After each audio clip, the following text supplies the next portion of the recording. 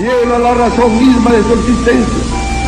Buenas tardes, docente Fabiola Salomé Carrillo Lozada, compañeros y público en general. Me presento, soy Edwin Javier Castro Inga y el día de hoy mis compañeros, incluyéndome a mí, hablaremos acerca de la reforma agraria. La reforma agraria implementada por el gobierno revolucionario de las Fuerzas Armadas en el Perú en 1969 ha sido una de las transformaciones estructurales más debatidas de la historia republicana en el Perú. Este proceso, impulsado bajo el liderazgo de Juan Velasco Alvarado, surgió en un contexto de profundas tensiones sociales, económicas y políticas que exigían cambios urgentes en la estructura agraria del país. Por lo siguiente, doy la pregunta controversial: ¿fue la reforma agraria en 1969 una verdadera solución para acabar con la injusticia que sufrían los campesinos en el Perú, o una imposición política que terminó debilitando aún más el país? Desde mi punto de vista y crítica con mis compañeros, sostenemos que dicha reforma no constituyó una solución efectiva, sino más bien perjudicó algo en el ámbito económico, social y político. Como señala Antonio Zapata 2009, aunque se rompieron las ataduras serviciales del campesino, las propuestas productivas fueron utópicas y sin mayor sentido.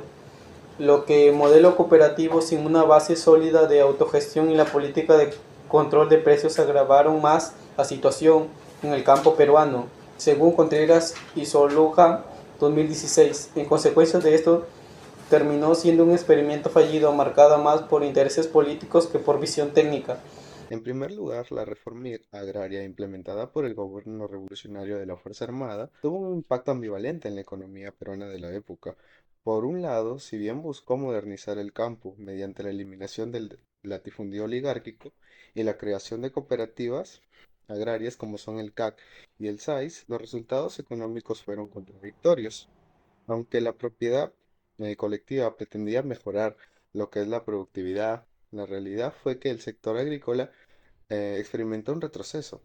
La producción de alimentos disminuyó y la rentabilidad agraria se estancó, tal como señala Antonio Zapata. Además, la parcelación posterior de las tierras en cooperativas eliminó las economías de escala, agravando la crisis productiva. Por otro lado, en el ámbito macroeconómico, el déficit fiscal se incrementó drásticamente, pasando del menos 0,5 del PBI en 1968 al menos 12,3 en 1977, tal como muestra el gráfico del Instituto Peruano de la Economía, reflejando la insostenibilidad del modelo estatista. La tabla de Fitzgerald en 1976 muestra que tras la reforma, la participación del Estado en el sector moderno creció del 11 al 26%, mientras que el capital privado y el extranjero se redujo, lo que limitó la eficiencia y el dinamismo económico. En segundo lugar, la reforma agraria en el aspecto social no logró una justicia social duradera, especialmente para los terratenientes, debido a que sus tierras que ellos habían obtenido con su propio esfuerzo habían sido tomadas por el gobierno para dárselas ellos a los campesinos, para que ellos tengan el control de esas tierras, pero hicieron una gestión ineficiente, debido a que ellos no habían tenido acceso a una educación básica o una educación completa, y así no pudieron obtener los conocimientos requeridos para tal manejo. Además, el modelo fue impuesto sin una participación real de los campesinos, tratándolos así como unos beneficiarios pasivos y generando una nueva dependencia ahora del Estado. Por otro lado, la reforma priorizó objetivos políticos e ideológicos por encima de los criterios prácticos y sociales, forzando así a muchas comunidades a adoptar esquemas ajenos a su realidad. Como resultado de todo esto, según Kay en 1998, no se creó una clase campesina empoderada, sino estructuras dependientes del Estado con poca autonomía. La reforma agraria desde el aspecto político. La reforma agraria de 1969 fue una de las decisiones más radicales del gobierno militar de Velasco, pues, aunque buscaba justicia para los campesinos, se impuso sin diálogo ni participación ciudadana.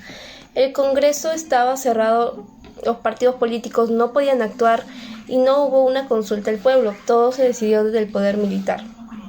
Esto hizo que en lugar de unir al país en un cambio necesario, generara divisiones, conflictos y mucha desconfianza hacia el gobierno, especialmente por cómo se manejaba políticamente. Más, se creó una enorme burocracia lenta, corrupta y sin capacidad técnica, que tomaba decisiones centralizadas sin considerar las particularidades regionales.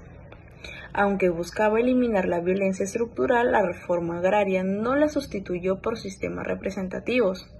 Las organizaciones campesinas se volvieron extensiones del poder central, debilitando las instituciones democráticas y fomentando una cultura de dependencia del Estado.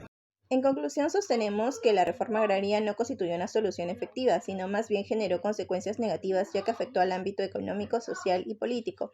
Aquello se debió porque solo se enfocó en beneficiar a una parte de la población sin considerar el impacto que generaría al resto de ciudadanos. En el aspecto económico se evidenció una crisis debido a la desvinculación de las exportaciones extranjeras y el inadecuado manejo de las producciones agrícolas. Por otro lado, en el aspecto social pues se evidenció una falta de organización entre los campesinos, ya que muchos de ellos no contaban con preparación necesaria para administrar sus tierras, debido a la ausencia de una educación adecuada. En el ámbito político, la reforma afectó negativamente a la democracia, debido a que el poder se centró en el Estado, el cual solo se encargó de favorecer al campesino, mezquinando totalmente a la élite, despojándolo de sus tierras sin ofrecer compensaciones. Este acontecimiento pues nos deja una lección, que al momento de implementar una ley o reforma, las autoridades deben planificar cuidadosamente y tener una visión para el futuro. El verdadero cambio se logra cuando existe igualdad y las mismas oportunidades para todos.